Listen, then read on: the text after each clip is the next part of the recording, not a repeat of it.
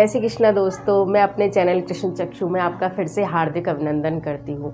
आज का जो ये वीडियो मैं लेकर आई हूँ ये तिल और मस के बारे में है।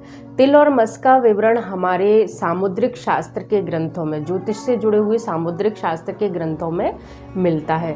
तिल और मस क्योंकि प्रत्यक्ष रूप से या अप्रत्यक्ष रूप से दिखाई देते हैं तो उनका प्रभाव भी हमारे जीवन पर प्रत्यक्ष और अप्रत्यक्ष रूप से दोनों तरह से पड़ता है।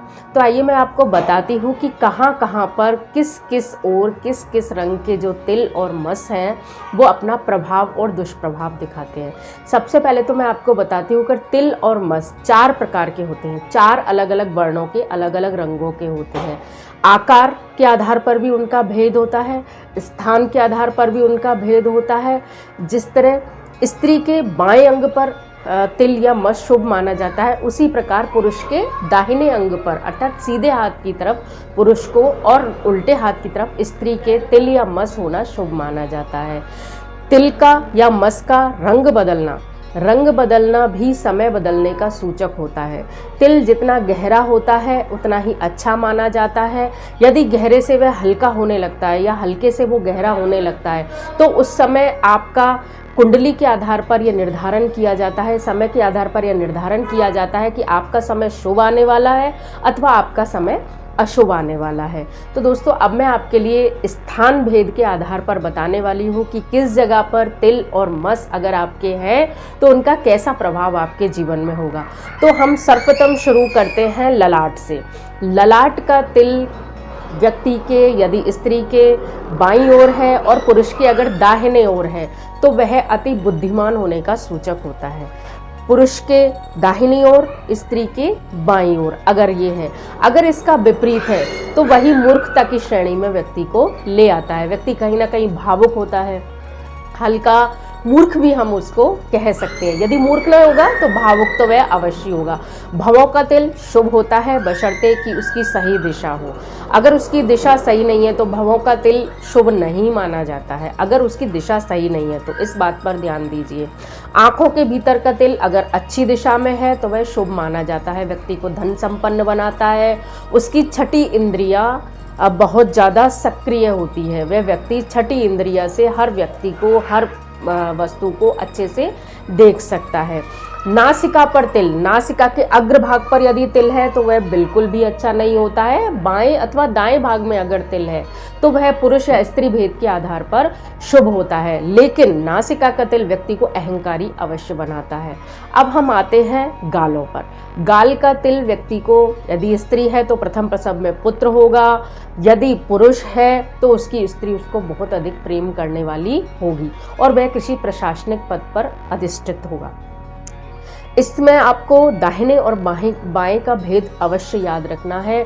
जैसे ही इसकी अवस्था उलट होती है, पुरुष के अगर बाएं अंग पर आ जाते हैं और स्त्री के अगर दाएं अंग पर आ जाते हैं तो उनके बिल्कुल विपरीत अर्थ हो जाते हैं, उनके बिल्कुल विपरीत भेद हो जाते हैं।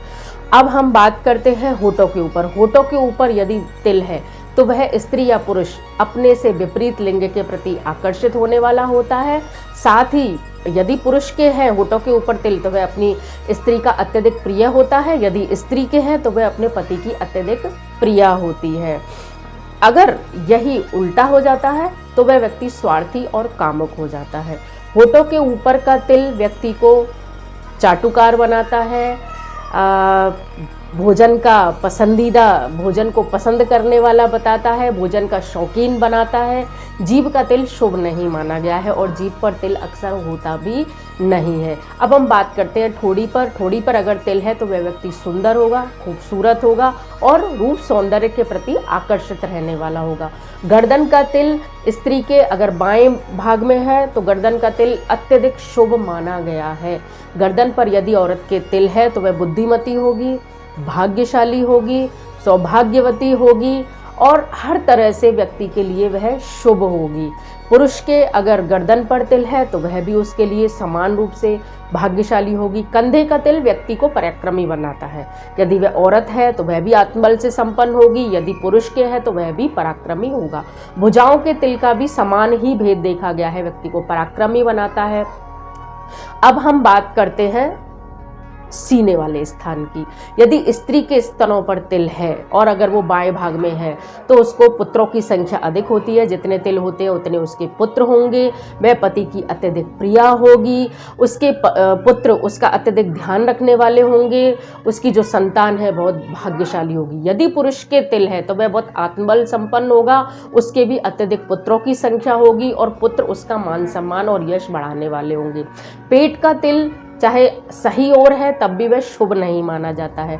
अक्सर ऐसा माना जाता है कि यदि पेट पर तिल है तो वह व्यक्ति स्वार्थी और कामुक होता है, बहुत अधिक स्वार्थी और कामुक होता है, चाहे वह सही दिशा में उसका वह हो। कमर का तिल यश और प्रसिद्धि देता है।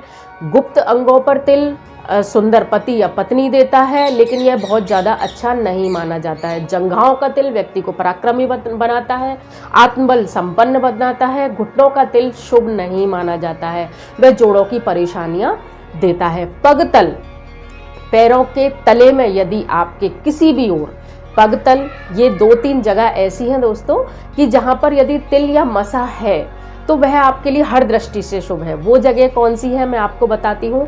पैरों का एड़ी से लेकर और पंजों तक का निचला हिस्सा, इसी तरह से हथेली का आगे वाला हिस्सा, यहाँ किसी भी स्त्री किसी भी पुरुष के कहीं भी तिल हो किसी भी दिशा में हो, दिशा भेद यहाँ आकर खत्म हो जाता है। अगर किसी भी स्थान पर तिल है तो वह व्यक्ति के लिए शुभ ही है। बस अंतर इतना रहता है कि यदि वह विपरीत दिशा में है तो शादी के बाद भाग्योदय और अपना फल देता है। दोस्तों, तिल या मस को सामुद्रिक शास्त्र में बहुत ऊंची संज्ञा दी गई है।